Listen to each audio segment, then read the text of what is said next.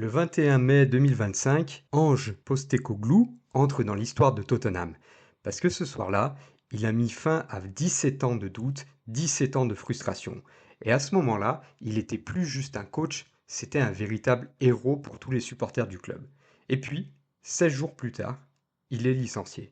Alors comment est-ce possible? Comment une entreprise ou un club de foot, dans le cas dont on va parler, peut-il se séparer de l'homme qui vient de lui livrer son plus grand succès depuis près de 2 décennies? Cette histoire que je vais vous raconter, c'est pas juste une histoire de football, c'est une véritable étude de cas, c'est une véritable leçon fascinante sur la prise de décision, sur l'analyse de risque et sur la stratégie d'entreprise, comme j'ai l'habitude de vous les fournir sur la chaîne. Parce qu'aujourd'hui, on oublie le cœur du supporter de Tottenham pour prendre la tête du dirigeant. Et on va se mettre dans la peau de Daniel Levy, le PDG de Tottenham, et tenter de comprendre la logique derrière ce qui semble être à première vue une décision totalement illogique. Alors pour comprendre pourquoi ce licenciement est si paradoxal, il faut d'abord se souvenir de la promesse. La promesse d'Ange Postecoglou quand il est arrivé à Tottenham à l'été 2023, parce qu'à ce moment-là, le club était plongé dans une forme de morosité après des années de football jugé restrictif et parfois cynique sous l'ère de José Mourinho puis de Antonio Conte. Les supporters ont envie d'autre chose. Et le football était devenu une affaire de calcul, un exercice de restriction, comme je disais tout à l'heure. Les supporters, franchement, ils vibraient plus vraiment en voyant leur équipe. C'était limite, ils étaient en train d'endurer une sanction. L'ambiance, elle était lourde, presque cynique. Et pour couronner le tout, on avait Harry Kane, l'enfant du club, le buteur record, l'icône absolue qui décidait de faire ses valises pour Munich. Et ils veulent plus à ce moment-là seulement gagner les supporters. Ils veulent retrouver une identité et une fierté dans le jeu de Tottenham. C'est dans ce climat de deuil presque, mais de morosité certainement, que débarque Ange Postecoglou, un nom peu connu du grand public européen, un Australien au parcours atypique qui était regardé à ce moment-là avec scepticisme. Mais dès ses premières paroles, quelque chose est différent chez ce personnage. Il parle pas de prudence, il parle pas de transition, il parle avec une conviction désarmante d'une seule et unique chose, le football. Un football de mouvement, de courage, d'audace, et il ne vient pas pour gérer un déclin, il vient pour lancer une révolution. Et cette révolution, en Angleterre, on l'a appelée l'Angel Ball. Oubliez les blocs bas, les contre-attaques frileuses, l'Angel Ball, c'est une philosophie kamikaze. La ligne de défense est positionnée sur la ligne médiane, les latéraux se transforment en meneurs de jeu, et l'équipe entière se lance dans un pressing incessant, étouffant. Et les premiers matchs sont vraiment un choc visuel et émotionnel pour les supporters et pour tous les fans de football. Pour des supporters alors habitués à la retenue, c'est un peu comme passer de la télé en noir et blanc à la télé en couleur. Et la peur a laissé place alors à l'exaltation et contre toute attente, ça a marché au début. Tottenham grimpait au classement, l'équipe jouait un football que personne d'autre n'osait jouer et elle gagnait. Postecoglou, par la seule force de sa personnalité et la clarté de sa vision, avait réussi l'impossible. Il avait fait oublier Harry Kane. Mais cette promesse, aussi belle soit-elle, s'est heurtée à un mur de réalité. Les blessures ont décimé l'effectif et le style à haut risque montre ses limites en championnat. Les défaites s'enchaînent et c'est ici que s'opère le tournant décisif. Face à l'échec de son plan A, Postecoglou ne s'effondre pas, il a décidé de s'adapter.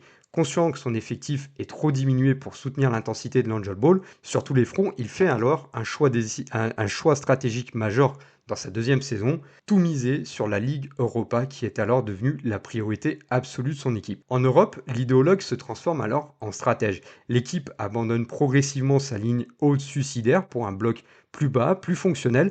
On voit moins de panache, mais plus de résilience, moins d'idéologie, mais plus d'efficacité. Et Postecoglou protège ses joueurs clés pour ses rencontres, donc il les protège en championnat, en acceptant ainsi de sacrifier des points en championnat pour arriver frais les jeudis soirs. C'est un pari risqué, qui aliène une partie des fans frustrés par les résultats domestiques. Et ce pari trouve sa récompense ultime un soir de mai, donc le 25 mai, à Bilbao, contre Manchester United en plus. Pendant ce match-là, Tottenham a livré une performance de guerrier dans l'une des finales franchement les plus hideuses de l'histoire du football. J'ai du mal à m'en souvenir. Il y avait peut-être celle de la Juve contre le Milan qui avait été extrêmement fermée, mais il y avait un peu plus de dimension technique. Là, Tottenham a gagné sans même cadrer un tir, il me semble. Donc l'Angel Ball, à ce moment-là, n'est plus qu'un vague souvenir pour les joueurs de Tottenham qui, dos au mur, ont décidé de défendre tout le long du match, ont souffert ensemble, mais ont fini par gagner. Et au coup de sifflet final, évidemment, c'est l'explosion, puisque cette victoire vient clore 17 ans de défaite, 17 ans de disette, 17 ans de moquerie, de frustration aussi. qui ont été balayés en 90 minutes. Et pour comprendre l'impact de ce moment, il ne faut pas regarder les analystes, mais écouter les supporters. On a un fan, Jeremy Conrad, qui a parfaitement résumé ce sentiment dans une lettre à l'entraîneur. Parce qu'il y a une petite histoire derrière ça, c'est que Jeremy Conrad s'est retrouvé dans le même hôtel que Postecoglou le lendemain, quelques jours après la victoire de Tottenham en Grèce. Et quand il a rencontré le coach, il a décidé de lui écrire une lettre. Et dans cette lettre, il écrit: le mercredi 21 mai restera à jamais gravé dans notre esprit collectif.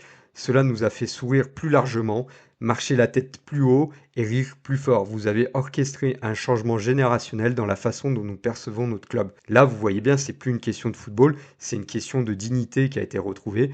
À cet instant précis, le trophée, c'est pas juste un succès, c'est une absolution, c'est un symbole de la fin d'année de souffrance pour les supporters de Tottenham, et ce trophée, il vient effacer quand même les 22 défaites en championnat, et il justifie aussi le pragmatisme et le pari qu'avait pris Postecoglou.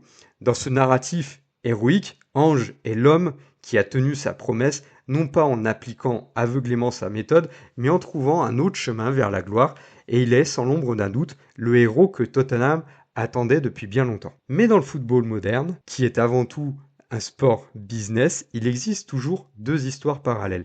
Il y a donc le narratif héroïque que je viens de vous raconter, celui des émotions et de la gloire, et puis il y a l'autre histoire, l'histoire froide, implacable, celle qu'on lit dans les bilans comptables et les classements. C'est la réalité qui suit l'euphorie de la fête, c'est le réveil brutal du lendemain matin avec une mauvaise gueule de bois. Et pour Tottenham, cette réalité est celle d'un véritable désastre industriel. Parce que pendant que l'épopée européenne masquait les failles, la principale source de revenus du club, à savoir la Première Ligue, s'effondrait de manière spectaculaire en même temps que le classement de l'équipe. Parce que regardons les chiffres, ils ne mentent pas. Tottenham termine la saison à la 17e place. C'est pas juste mauvais, c'est historiquement catastrophique. C'est leur pire classement depuis 1977, l'année même où le club avait été relégué en deuxième division. Sur toute la saison, l'équipe a subi 22 défaites. C'est un record absolu pour le club sur une saison à 38 matchs. Ça signifie un taux de défaite d'à peu près de 58%. Mais au-delà du prestige de gagner une Coupe d'Europe, la chute de Tottenham a un coût financier direct et il est colossal. Parce que la Première Ligue, c'est pas qu'une compétition, c'est vraiment le principal moteur de revenus du club. Chaque place au classement vaut vraiment de l'or. Et en terminant 17e, le club a touché environ 130 millions de livres sterling de droits TV et de primes. L'année précédente, en finissant 5e, c'était 166 millions. La différence, c'est quand même 36 millions de livres. C'est un manque à gagner conséquent, même pour un club de la taille de Tottenham. Et c'est le prix, par exemple, d'un bon joueur, ou bien le salaire de plusieurs cadres de l'équipe. C'est de l'argent qui ne sera pas réinvesti non plus dans le cadre de la formation ou dans le cadre des infrastructures. Et d'un point de vue purement managérial, c'est vraiment une faillite opérationnelle. Pendant que le département, entre guillemets, département Coupe d'Europe, ramenait un trophée, le département championnat, le plus important de tous, s'effondrait et mettait en péril la situation financière de toute l'entreprise. Et ce, même si vous allez me dire, oui, mais la Coupe d'Europe, ça rapporte quand même des sous, ça a rapporté quelques millions d'euros, je vais pas à l'encontre de ça. Mais la réalité, c'est que les dirigeants de Tottenham, et je vais venir un peu après dans la vidéo, eux, ils voient à long terme. Et quand ils observent les résultats sur les 2 dernières années, ils se disent qu'à long terme, Postecoglou, c'est pas forcément la bonne personne, mais j'y viens, je vais développer. Alors le triomphe de Bilbao, c'est vraiment une magnifique anomalie aussi, dans une saison de déclin vraiment généralisé. C'est un succès éclatant qui cache une vérité beaucoup plus sombre, sur le long terme, comme je disais, et sur son marché principal, parce que l'équipe de Tottenham, aujourd'hui, en fait, si on se dit les choses, elle est en train de sombrer. Et on se retrouve donc face à deux réalités absolument contradictoires. D'un côté, on a un triomphe historique, et puis de l'autre, on a un effondrement en championnat. Alors comment un dirigeant comme Daniel Levy, le président de Tottenham, peut-il naviguer dans ce brouillard? Comment prend-il une décision quand les signaux sont si opposés? Et la réponse, elle se trouve dans un concept fondamental dans la gestion d'entreprise, c'est la différence cruciale entre les métriques de court terme et les indicateurs de santé à long terme. D'abord le court terme, c'est le trophée de la Ligue Europa qui est un exemple parfait de ce qu'on pourrait appeler un pic de performance. C'est un résultat spectaculaire, visible et immédiat. Pour le club de Tottenham, les bénéfices sont évidents. C'est un formidable coup de communication qui booste l'image de marque. C'est un outil puissant pour l'engagement des clients, c'est-à-dire les fans, qui voient enfin leurs années de loyauté récompensées. Le moral est alors au plus haut, l'histoire est belle, les réseaux sociaux s'enflamment, et d'un point de vue marketing, c'est une réussite totale. Un dirigeant pourrait parfaitement choisir de capitaliser là-dessus, de vendre cette histoire de succès et de masquer les problèmes sous-jacents. Mais un dirigeant avisé, Il sait qu'on ne gère pas une entreprise durablement avec des coups d'éclat. Il doit regarder les indicateurs de santé à long terme. Et pour un club de foot, l'indicateur le plus fiable, le plus fondamental, c'est le championnat. Pourquoi? Parce que c'est une compétition de 38 journées, c'est pas un sprint, c'est un marathon qui lisse les effets de la chance, les exploits d'un soir ou les erreurs d'arbitrage. Le classement final, il mesure la constance, la stabilité, la prévisibilité de votre performance. Ça va révéler la véritable santé de votre structure et de votre équipe. Et une 10e place, c'est pas un accident, c'est un symptôme. C'est le signal d'alarme qui clignote en rouge sur votre tableau de bord qui indique un problème structurel profond. Alors la question est simple. Que doit faire ce PDG? Que doit faire Daniel Levy? Est-ce qu'il doit monter sur scène pour célébrer le prix remporté par son coach, ou alors est-ce qu'il doit convoquer une réunion de crise parce que les fondations de son club sont en train de se fissurer? La réponse, elle est évidente. Le trophée est l'histoire que l'on raconte, le classement en championnat, c'est la réalité qu'on vit. Et Daniel Levy, il a été confronté à ce choix, célébrer l'histoire ou affronter la réalité. Il a choisi d'affronter la réalité. Et pour aller plus loin dans l'esprit du dirigeant, il faut disséquer le problème selon un autre axe fondamental, la distinction entre ce qu'on appelle le produit et le processus, autrement dit entre ce que l'entreprise vend et la manière dont elle le fabrique. On va commencer par le produit. Pour Tottenham, le produit phare, la grande promesse marketing, c'était le fameux Angel Ball. Sur le papier, c'était un produit magnifique, qui était audacieux, spectaculaire et unique sur le marché. Il a créé le buzz pendant un certain temps, surtout en début de saison, et il a attiré de nombreux, entre guillemets, consommateurs qui étaient absolument enthousiastes en voyant Tottenham jouer. Et puis le problème, c'est qu'avec le temps, ce produit s'est révélé défectueux. Ses vulnérabilités étaient criantes. Les concurrents, les autres coachs, les autres managers ont rapidement analysé ses failles et ils ont décrypté son mode de fonctionnement. Et une fois la surprise passée, ils ont su exactement comment neutraliser l'Angel Ball. Et le produit autrefois innovant est devenu prévisible et inefficace. Un dirigeant ne peut pas construire un avenir durable sur un produit que la concurrence a déjà su rendre obsolète. Mais ce qui est encore plus inquiétant peut-être pour un PDG, c'est pas le produit lui-même, c'est le processus de fabrication. Et à Tottenham, le processus était manifestement défaillant. Et la preuve flagrante par rapport à ça, c'est la crise de blessure sans précédent qui a frappé l'équipe. Il serait facile de mettre ça sur le compte de la malchance uniquement, mais en entreprise, la malchance est rarement une explication suffisante. Et dans le monde du football aussi. Quand les actifs les plus précieux de l'entreprise et d'un club, à savoir les joueurs, tombent les uns après les autres, un bon manager ne se contente pas de lever les yeux au ciel et de se plaindre et dire oui, il me manque un tel, il me manque un tel. Il lance généralement ce qu'on appelle en jargon technique un audit. Il se demande si les processus internes sont solides. Est-ce que la gestion, dans le cas d'un club de foot, la gestion de la condition physique est-elle optimale? Les protocoles de retour aux blessures sont-ils pas trop agressifs? Le style de jeu qui était très offensif et très intensif était-il viable avec l'effectif à disposition? Et ces blessures à répétition sont pas un incident isolé, c'est bien ce qu'il faut se noter. C'est les symptômes d'une panne sur ce qu'on pourrait appeler une chaîne de production, si je puis parler ainsi. C'est un problème vraiment opérationnel, grave, qui a impacté directement la capacité de l'entreprise, entre guillemets toujours, à produire des résultats. Et le plus troublant dans cette analyse du processus, c'est que le manager lui-même semblait en reconnaître les failles.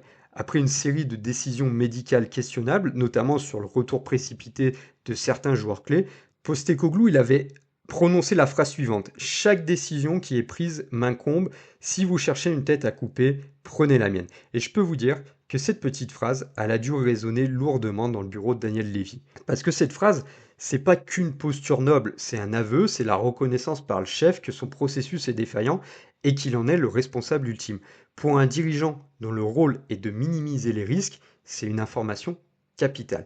Il n'a pas seulement un produit vulnérable, il a aussi un processus de fabrication qui casse ses propres machines, il a un manager qui s'en porte totalement responsable. Et toutes ces analyses, ces données contradictoires mènent à une seule et unique question décisive, celle que tout dirigeant doit se poser. Et maintenant, que faisons-nous pour la saison prochaine?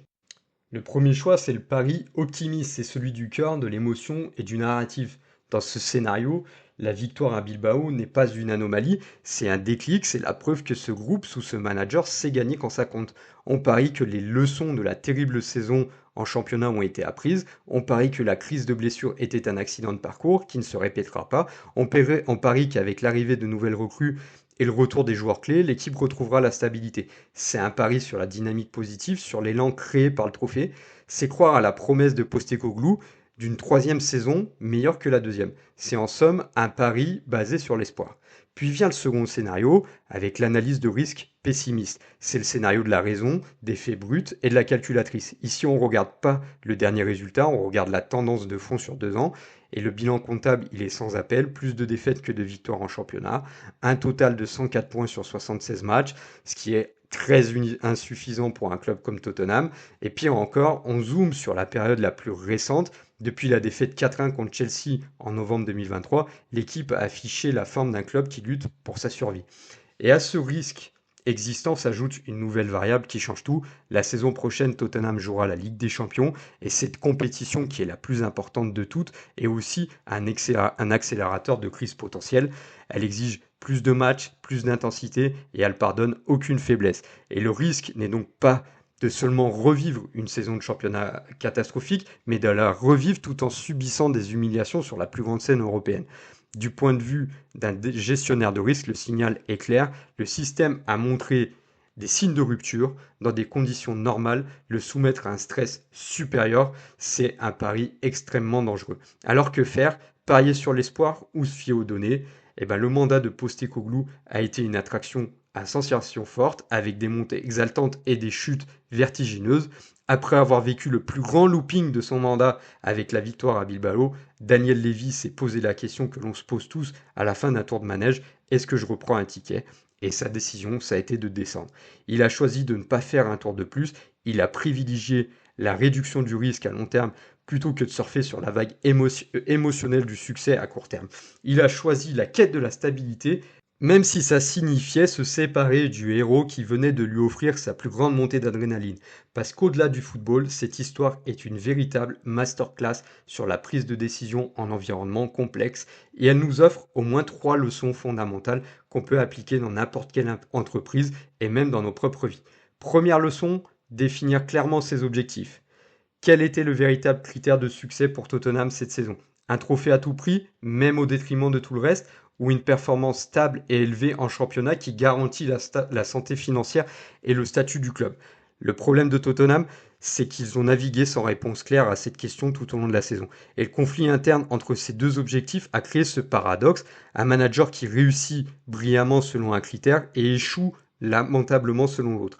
Dans une entreprise, une stratégie floue, ça mène inévitablement à des décisions contradictoires et à des situations ingérables. Sans destination claire, on ne peut pas juger si l'on est sur la bonne route. Deuxième leçon, et c'est peut-être la plus subtile, il faut se méfier du biais du résultat. Ce biais cognitif qui nous pousse à juger la qualité d'une décision uniquement sur la base de son résultat en ignorant tout le processus qui a mené. Comprenez par là, c'est pas parce que le résultat final est positif, par exemple un titre, un trophée, que le chemin pour y parvenir était le bon ou qu'il est reproductible. Tottenham a certes gagné la Ligue Europa, malgré une saison domestique désastreuse et des processus défaillants. Alors, faut-il reproduire un modèle qui a échoué 22 fois en championnat simplement parce qu'il a fonctionné une seule fois? Un bon leader ne se contente pas de célébrer la victoire, il analyse froidement le processus et se demande: avons-nous gagné grâce à notre système ou malgré lui? Et puis, troisième et dernière leçon, le véritable courage managérial, vous devez souvent en entendre parler. Et face à cette situation, la décision la plus facile pour Daniel Levy aurait été de garder Postecoglou, c'était la décision populaire, c'était la décision qui surfait sur la vague d'émotion du trophée et qui garantissait la paix avec les supporters à court terme. Et le licencier, à l'inverse, c'est impopulaire, c'est risqué en termes d'image et c'est difficile à expliquer. Mais le courage managérial ne consiste pas à prendre les décisions faciles, il consiste à prendre les décisions difficiles et parfois même à contre-courant.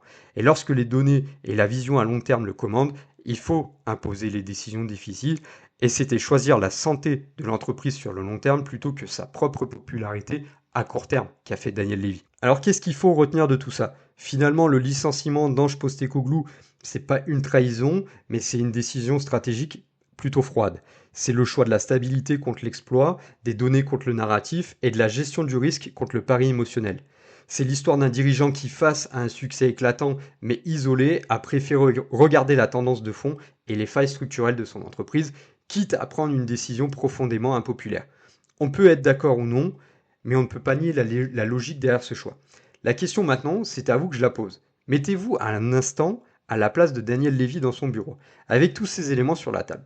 Qu'est-ce que vous auriez fait? Quelle décision auriez-vous pris? Est-ce que option 1, vous récompensez le héros du trophée, l'homme qui a mis fin à 17 ans de disette en pariant que l'avenir sera meilleur à venir, ou est-ce que vous optez pour la décision 2, vous protégez le club en vous basant sur les données alarmantes du championnat et vous changez de manager pour repartir sur des bases plus stables. Dites-moi tout ça en commentaire, je suis curieux de savoir vos réponses. Le débat est ouvert et se promet d'être passionnant.